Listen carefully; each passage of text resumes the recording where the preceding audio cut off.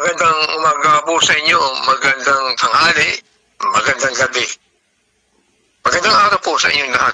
Muli po na rito naman ako sa inyong harapan upang aking pong i-preach ang restoration.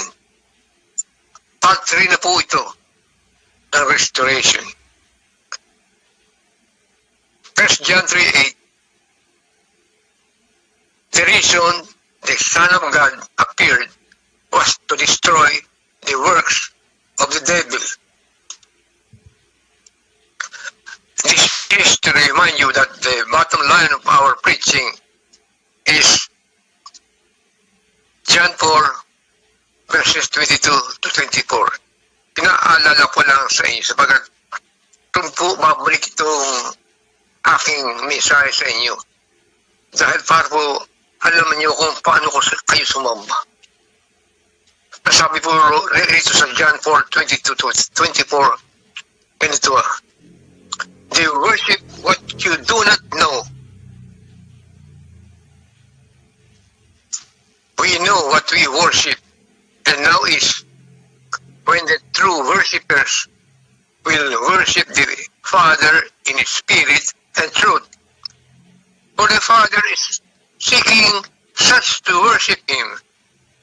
God is Spirit, and those who worship Him must worship Him in Spirit and truth.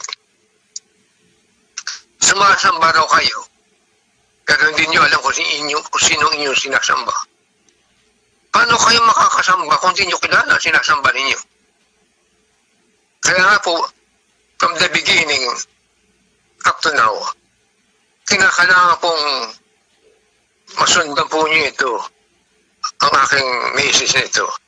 Kaya po aking ibabalik po, babalik tanaw po tayo mula first 1, part 1 hanggang part 2. You cannot worship a God which you don't know. Sabi po ni Paul sa mga taga-Athenians,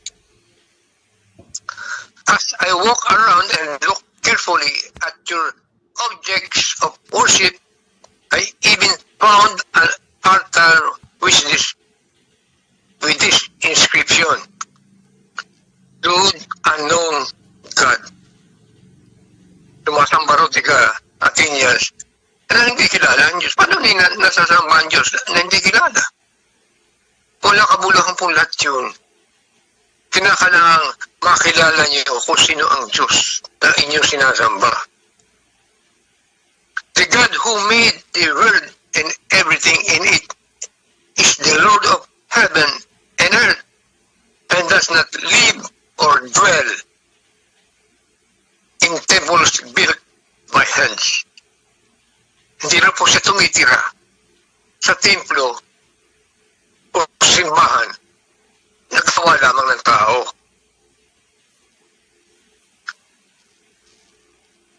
Ng langit at ng lupa, at hindi siya naninirahan sa temple gawa ng mga kamay. Kaya nga po, yun na sa 17, chapter 17, 23, 24, yun ang nangyari po roon kay Paul, na pinadalahan niya ang mga taga-Athenians tungkol sa pagsamba sa Diyos ang hindi nakakilala. Ngayon po, babalikan natin ang part 1 and 2 para sa mga lay viewers. In part 1 po, Luke chapter 19, verse 10, the Son of God came to seek and to save the lost. Sino po yung lost? At kaya po, tayo po hindi mga lost. Mga Gentiles tayo eh. Kaya po talagang hinahanap ng Panginoon na bumaba rito yung mga Israelites na mga nawala. Who were they? The Israelites. At ngayon dahil sa ating pananampalataya, ako, ikaw, tayo, ay naligtas.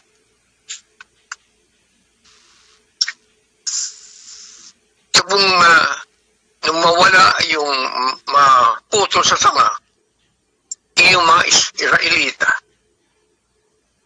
branches were broken off so that we could be grafted.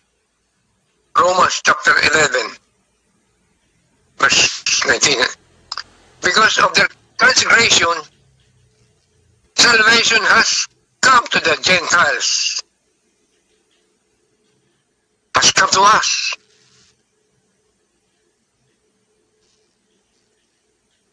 At ito mong part 2, John 10:10. The thief does not come except to steal, to kill, to destroy. Kung nananakaw ay pumarito, hindi upang magnakaw lang, hindi upang pumaparito magnanakaw, upang magnakaw, pumatay, pumuksa, magwasak. Sabi ng Panginoon, I have come that they may have life, and that they may have it more abundantly.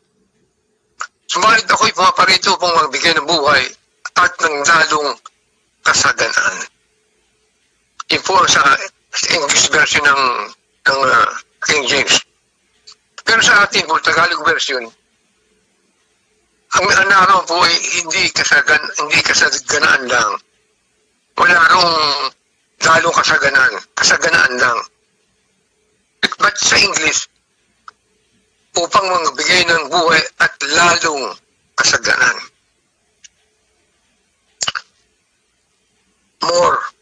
More abundantly. Hindi ba yun wala na mag-asawang Adam and Eve? Ang abundance of food, of everything. Then God blessed the couples. At sabi pa ng Diyos, be fruitful and multiply. Fill the earth, subdue it, have dominion over the birds and the fish, over every creature. Yun ang binigay ko ng Panginoon sa kanya. Subalit, kaya nga po, nagkasala sila.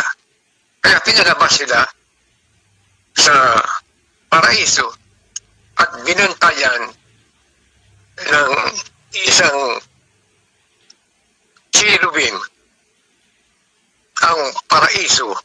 May nagliliwanag, nag-aapoy na espada upang hindi nila na sila makabalik. Kaya po, ito pong pagbaba ng Panginoong Jesucristo na yung ikalawang Adan, yun po magbabalik. Makinig po kayo. This second Adam, ibabalik niya ang mga nawala.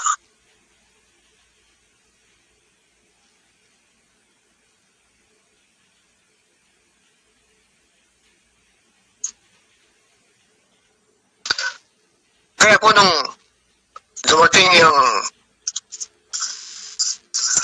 second Adam, nakalagay po sa 1 Corinto 15:45.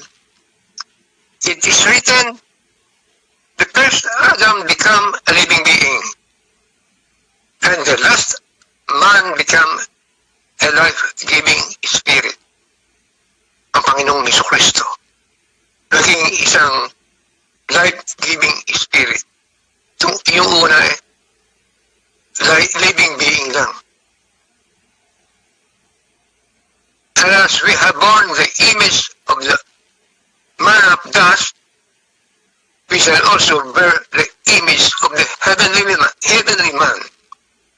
Ang unang taong tagalupa ay ukol sa lupa, at ang ikalawang tao ay tigalangit.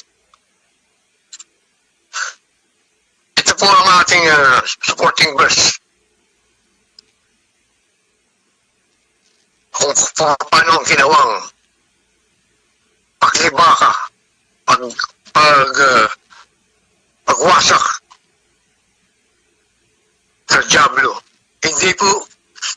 pamamagitan ng lakas, hindi sa pamamagitan ng laman at dugo.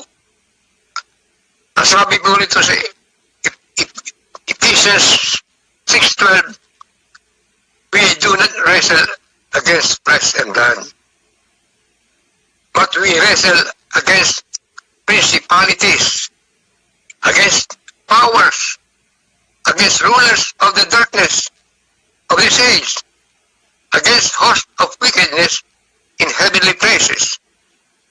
Hindi tayo lumalaban sa pamamagitan ng dugo at laman, kundi laban sa mga pamunuan, laban sa mga kapangyarihan, laban sa mga namamahala ng kadiliman, laban sa mga espiritu ng kasamaan sa dakong kaitaasan. Give to the Lord the glory due His name. Bigay natin sa Diyos ang kaulahatian para sa Kanya.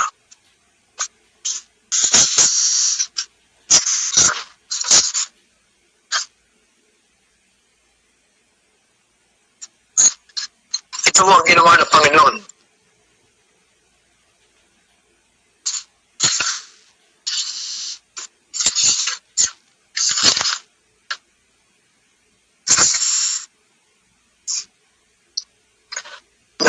Plano at layunin ng Panginoon dahil hindi alam po ng karamihan, lalo na po ang sanlibutan, maraming mga Kristiyano ang hindi po alam kung bakit po tayo ay nasangkot sa kaligtasan.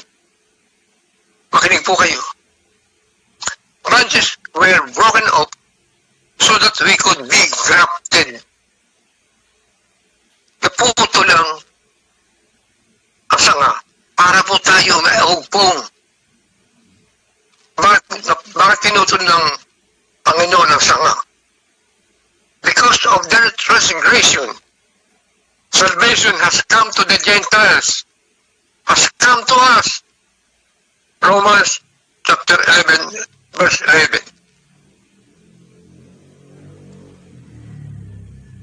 Nakuha na po ba ninyo? Naligtas tayo dahil pinutol sila sa mga sanga.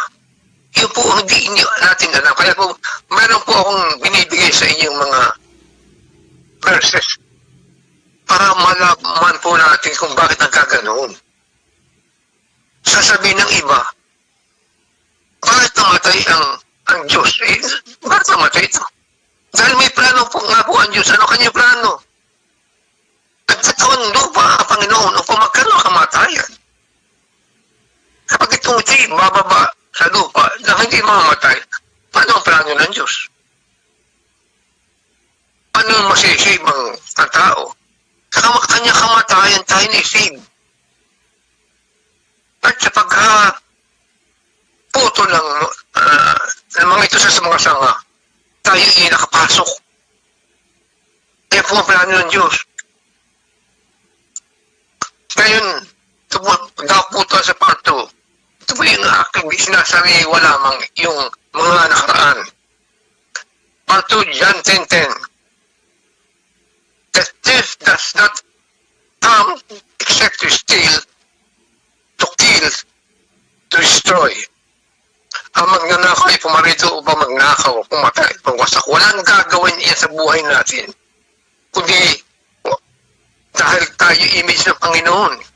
Kaya galit na galit si ang Diablo yan. Gusto niyang mawala tayo. Gusto niya kasi ni Satanas sambahin siya sa papanong paraan. Kung bababa siya rito talagang mukha ni Satanas, wala sasamba sa kanya. Sa iba-ibang paraan. Nakakamuflage siya doon. Ano ba, sa comfort zone ninyo, yung inyong mga bisyo, yun ang comfort zone ng mga sanlibutan eh. Doon siya nakakamuflage sa mga hinahangaan ninyong artista. At sa mga false teaching, doon siya nakakamuflage eh. Sabi ng Panginoon eh, pinag-angaralan niyo Tingnan ninyo ang mga yan. Aral ng tao ang pinangaralan ninyo. Pinag-aaral ninyo. Hindi aral ng Diyos, hindi utos ng Diyos. Yan po, yan naka-camouflage sa Satanas. Sa mga turong false teaching. Kaya po yan, nagisnan natin na tayo'y kung kaninong tao tayo sumasamba. Sa mga images tayo sumasamba. Sa idols tayo sumasamba. Ay, ako po'y naging bahagi ng mga yan. Kumbaga po'y nabudol tayong lahat ng Satanas. Bakit ano sabi ng Panginoon? I have come that they may have life, and that they may have it more abundantly. Pumarito siya upang magkaroon ng buhay tayo at lalong kasaganaan.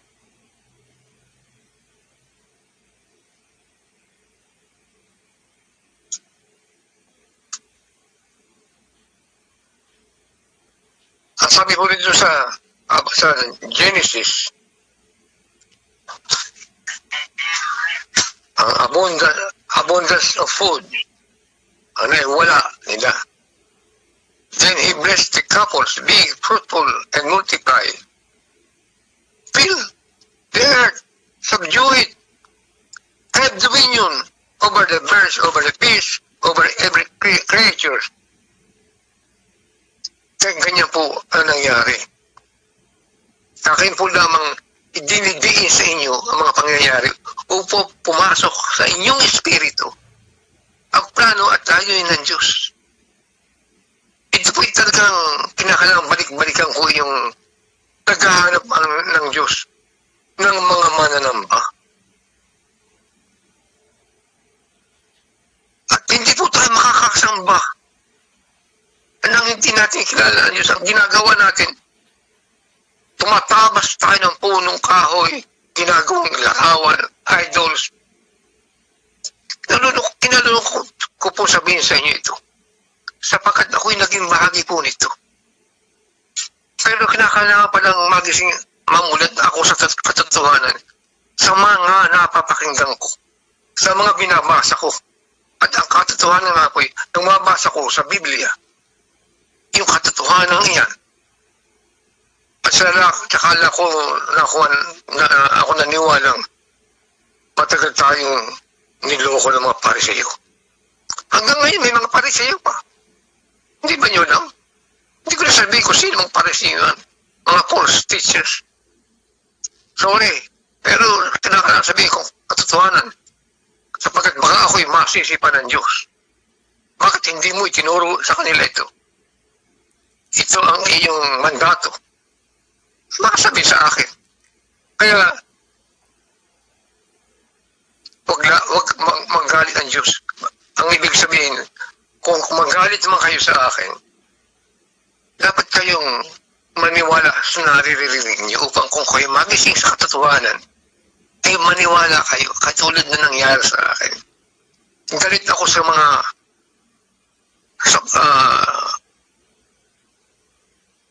sa mga nagsasabi ng katotohanan. Katunayan punong-puno ang aming bahay ng mga rebulto, araw. Sorry again.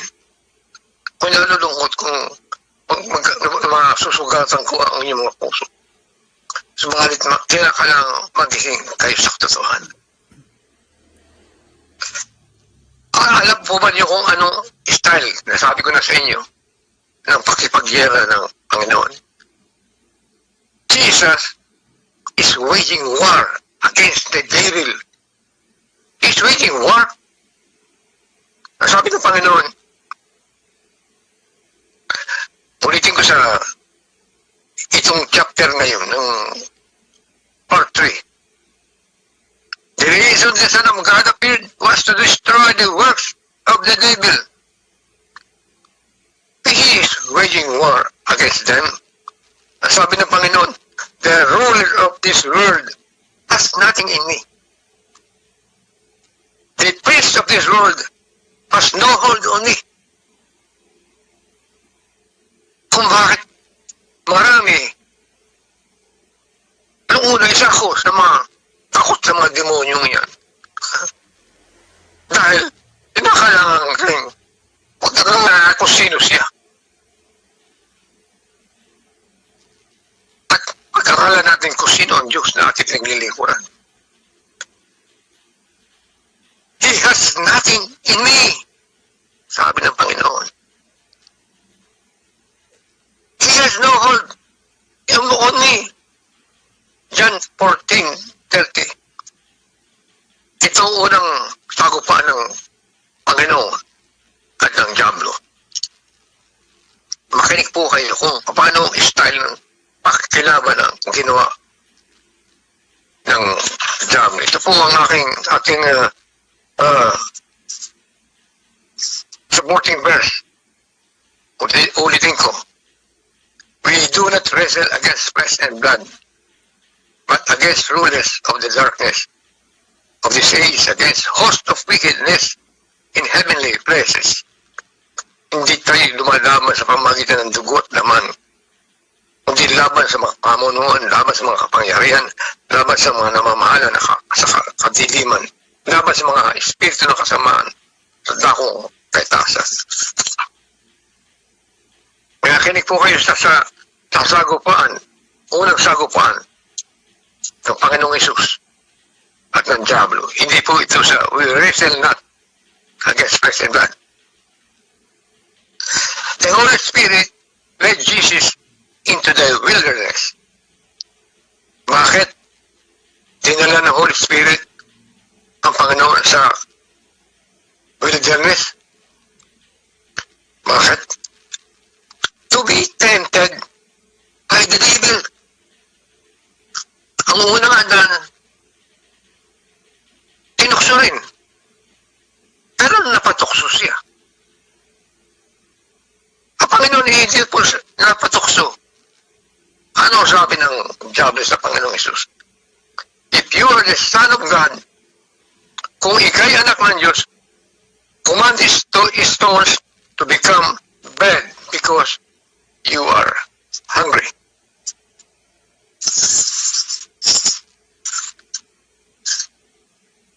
Nagugutom ka. Gawin mo tinapay ang batong ito. Hindi sumagot ang Panginoong Kristo ko na hindi niya ginawa tinapay. Hindi siya basta, hindi siya sumusunod. Yung una doon sumunod. Ito hindi. Makikita natin kung anong uri ng labanan na nangyayari. Ano sagot niya? It is written. It is written. Man shall not live by bread alone, but by every word that proceeds from the mouth of God. Sa mga salitang lumalabas sa bibig nito. Hindi lamang tayo sa tinapay na bubuhay, kundi sa bawat salitang lumalabas sa bibig nito. Yun po ang ating tunay na pagkain. Pagkain ng ating kaluluwa.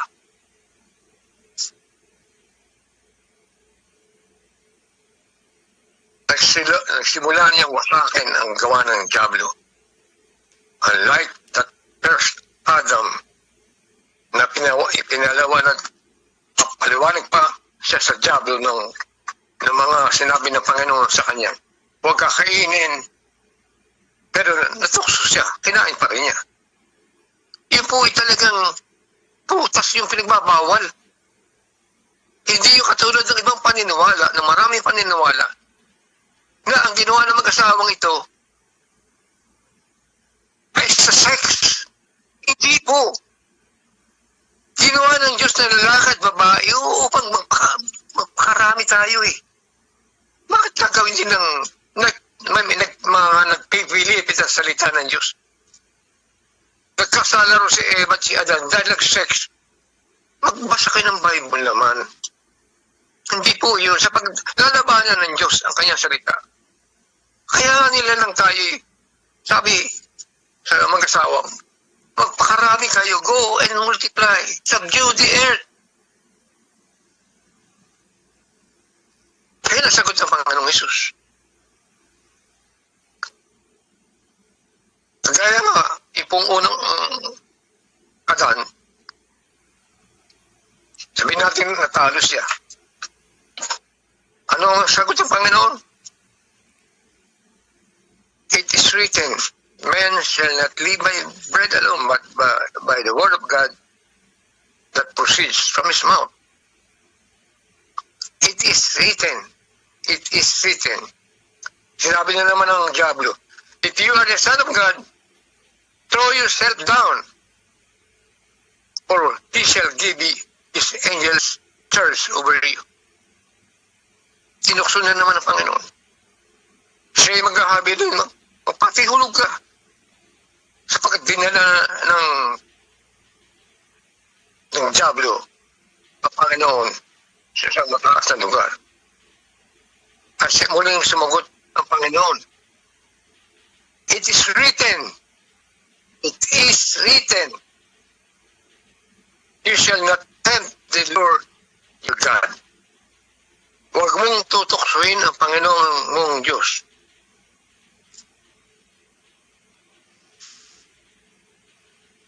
At muli, dinala siya ng Diablo sa kingdoms of the world. Pinakita niya ang kingdoms of the world sa mundo. And there is splendor. Ipinakita ang mga hakarian at ang kalulatian na sa libutan. At sinabi, all of this I will give to you. Lahat na ito ibibigay ko sa iyo. If you will bow down and worship me. Tingnan mo? Luluhod niya ang Panginoon sa kanyang harapan. Kaya kung ano kaya nakatokso ang Panginoon? Ay siguro matagal nang lusaw itong kaya nga hindi nga napatokso ang Panginoon. Sinunod niya lahat ang mga plano at tayunin ng Diyos. Kaya nga kung hindi po natin kilala ang Diyos, lalo na po sa kanyang mga ginawang plano at tayunin, hindi tayo makakasamba.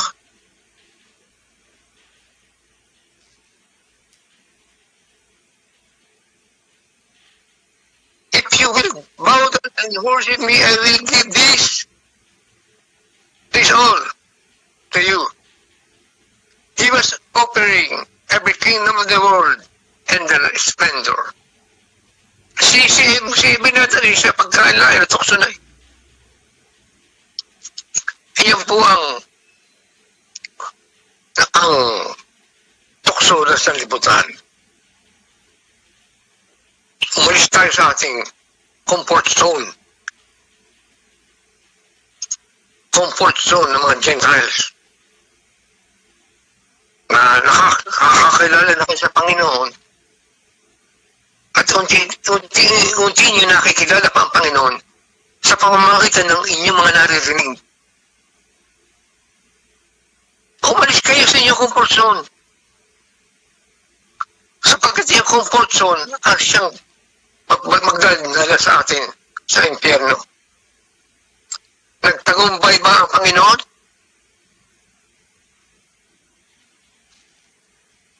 Nagtagumpay siya. So, unang Adam, nagtagumpay siya. Pero sa Diyos, sa Panginoong Jesucristo, sa ikalawang Adan, ang Panginoon, nagtagumpay. Ano sagot ng Panginoon? Away with you, Satan. Away with you. For it is written, you shall worship the Lord your God and Him only. Makinig po kayo. Him only.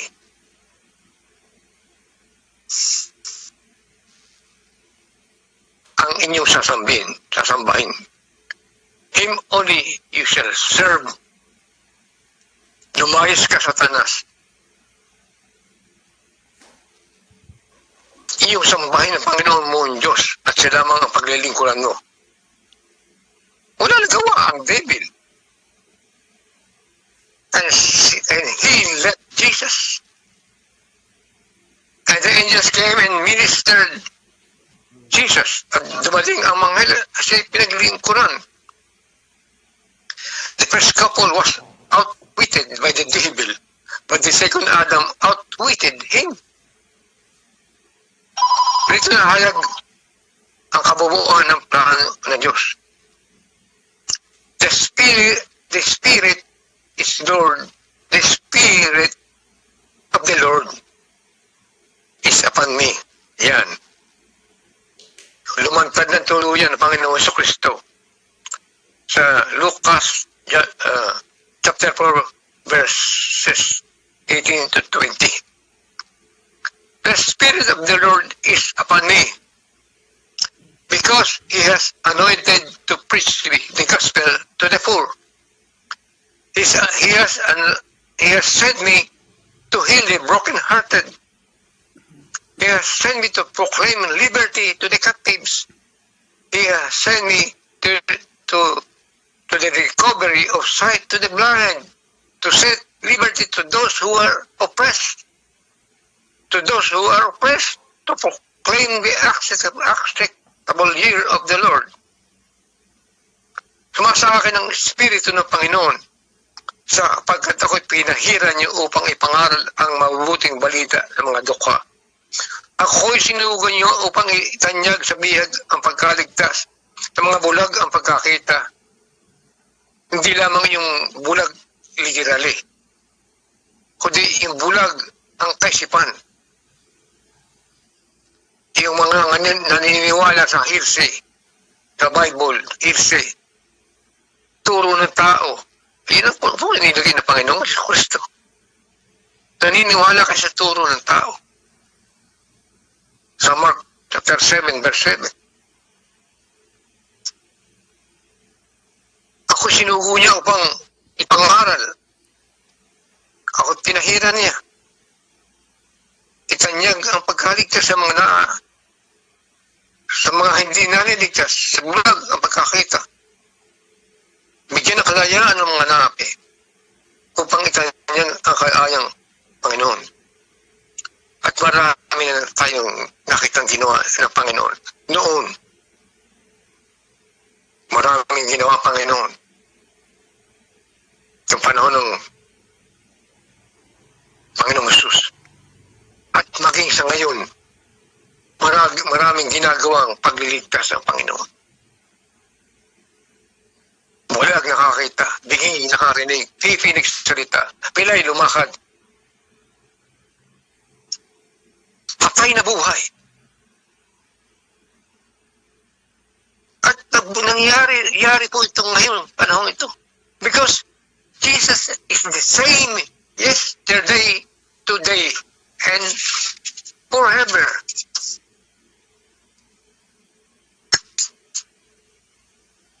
Ang kasunod po nito sa pa nating pagtatagpo.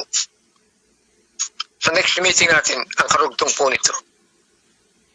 Pansamantala, mananalangin po muna tayo. Salamat po, Panginoon. Salamat sa iyong pag-alaala sa bansang Pilipinas. Nakikita po ninyo ang nangyayari sa Pilipinas, sa aking bansa.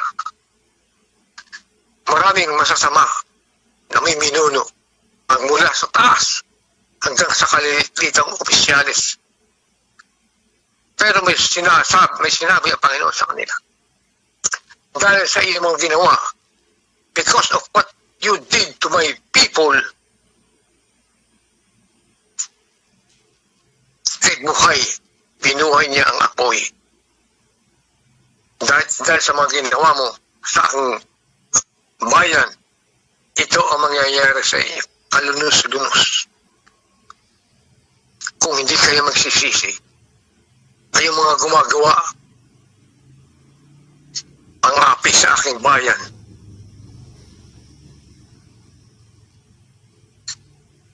Salamat po, Panginoon. Alam ko po na ang salita mo hindi lalabas sa iyong bibig at babalitong may dalang bunga. Ito'y gaganap sa inyong mga kinalulugdan, giginhawa sa inyong pinagsaguhan. Maraming salamat po. In Jesus' name, by the power of the Holy Ghost. Amen.